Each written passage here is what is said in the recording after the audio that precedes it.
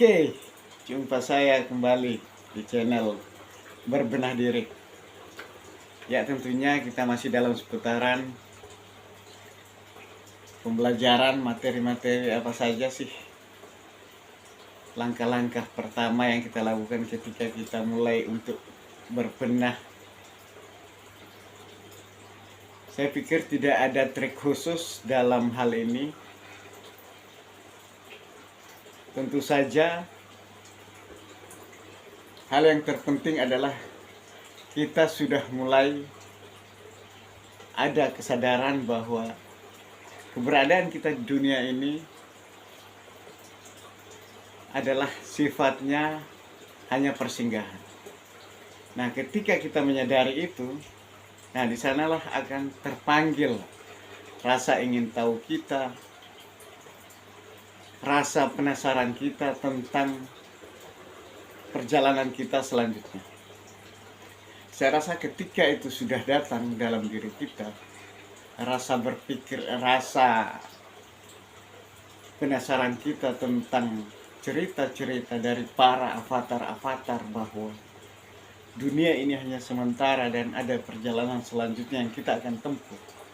Saya pikir setelah kita menyadari itu, kita pasti akan terpanggil untuk mulai membuka diri, mencari tahu mau mengawali dari mana, sehingga kemudian kita bisa menyimpulkan bahwa saya harus melakukan satu bentuk pembukaan diri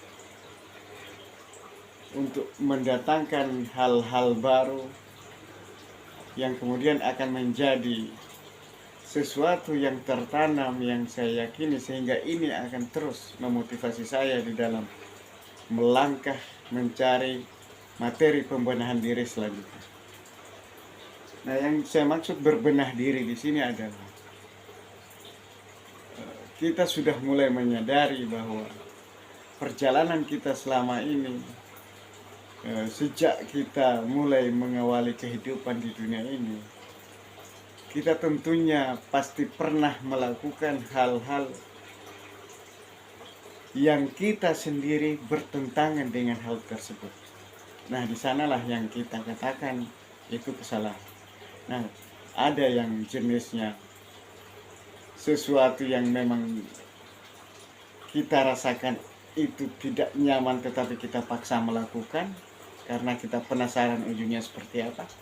Ada hal yang lebih parah lagi yang memang kita sudah tahu bahwa itu bahkan hukum aja bertentangan, tetapi kita masih paksakan untuk melakukan. Saya belum mengaitkan ke tingkat yang lebih tinggi yang dimana kata orang bahwa itu berdosa, itu tidak boleh, itu haram. Saya belum mengaitkan ke arah sana. Masih di seputaran tentang diri dan lingkungan kita. Bahwasanya saya pikir kita semua pasti tahu bahwa apa yang kita lakukan yang kemudian bertentangan dengan nurani kita sendiri, bertentangan dengan cara berpikir kita sendiri, saya pikir kita semua pasti pernah melakukan itu, dan kita tahu itu adalah satu bentuk kesalahan yang kemudian di penghujung dari apa yang sudah kita lakukan itu, kita menyesalinya. Dan ini biasanya berhari-hari kita alami, bahkan sampai bertahun-tahun kita alami sebagai bentuk rasa penyesalan. Nah, hal-hal seperti inilah yang kemudian menjadi sesuatu yang membatasi kita ketika mau mulai melakukan satu pembenahan. Karena untuk menuju ke suatu hal yang situasi baru, di mana yang sebelumnya kita sudah terbiasa nyaman di situ, ini adalah sesuatu yang sangat berat. Apalagi kalau kita masih mempertimbangkan bahwa kenyamanan di situasi itu karena didukung oleh faktor-faktor eksternal seperti orang banyak melakukan hal itu, orang semua menyetujui bahwa harus seperti itu, orang semua pernah membuktikan bahwa yang baik itu seperti itu.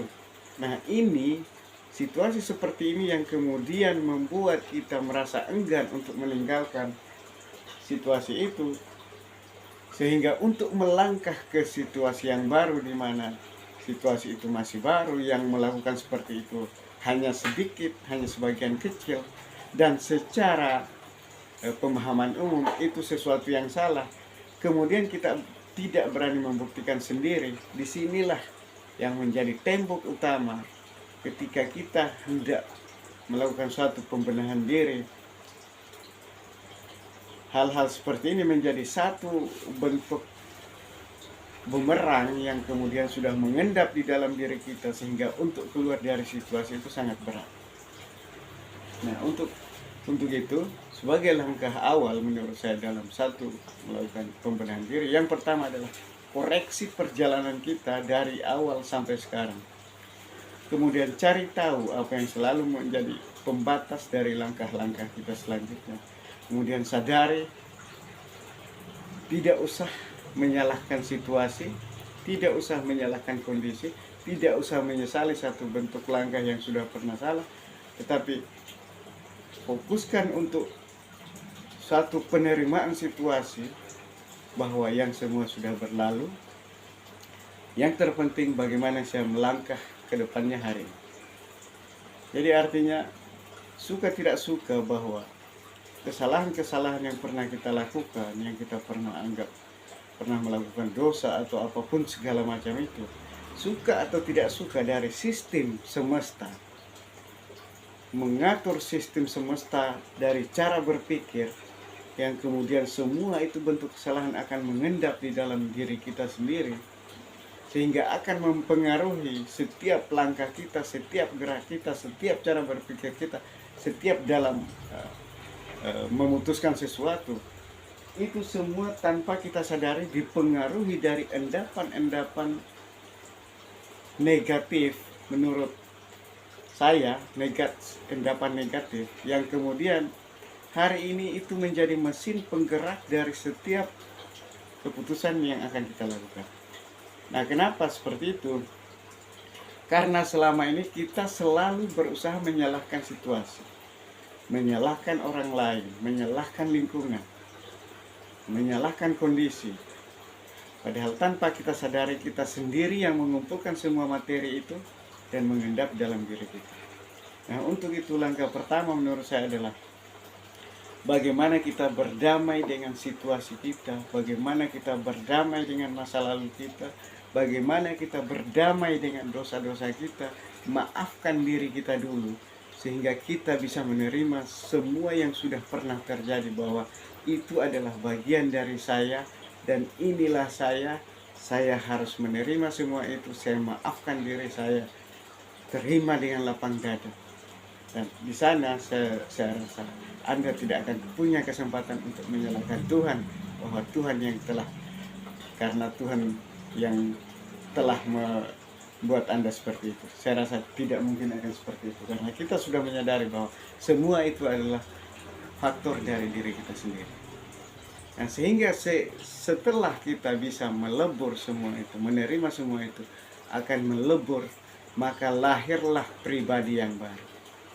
Setelah pribadi baru ini lahir, di sanalah akan mulai tertata, mulai terisi, mulai datang sesuatu yang sifatnya positif, yang kemudian akan mengemas pribadi baru kita ini, membimbing langkah-langkah kita selanjutnya, membuka peluang sehingga hal-hal baru muncul, yang kemudian bentuk-bentuk kebesaran dari Yang Maha Kuasa itu sendiri akan masuk menjadi pembimbing, semakin meyakinkan kita dalam langkah kita ke depan.